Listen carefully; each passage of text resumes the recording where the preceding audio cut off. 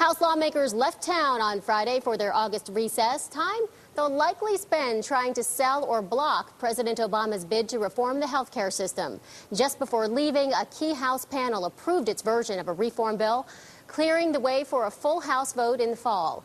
Meantime, the Senate remains in session this week. Members of the Finance Committee are still trying to hammer out a bill that could win the support of some Senate Republicans. The big questions remain on how to pay for it and whether to create a new government-run insurance option to compete with the private companies. So what does the White House think about the current state of play on its top domestic priority?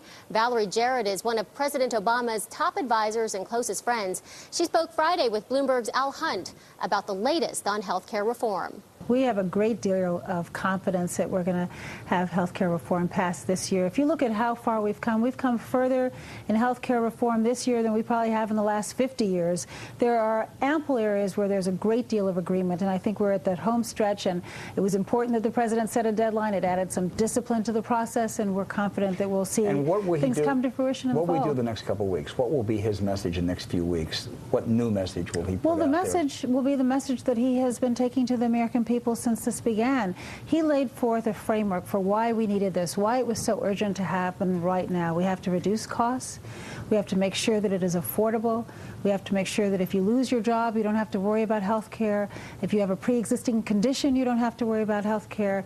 We have to make sure that we're really focusing on outcomes and that we're working towards making people healthier and not just looking at ways of running up a bunch of unnecessary tests. So I think the basic parameters that the president set forth are the ones to which there's a great deal of consensus, not just in Congress, but if you look at it, this is the first time we've been able to have AARP and the pharmaceutical industry and the physicians and the nurses. We have a wide cross-section of support.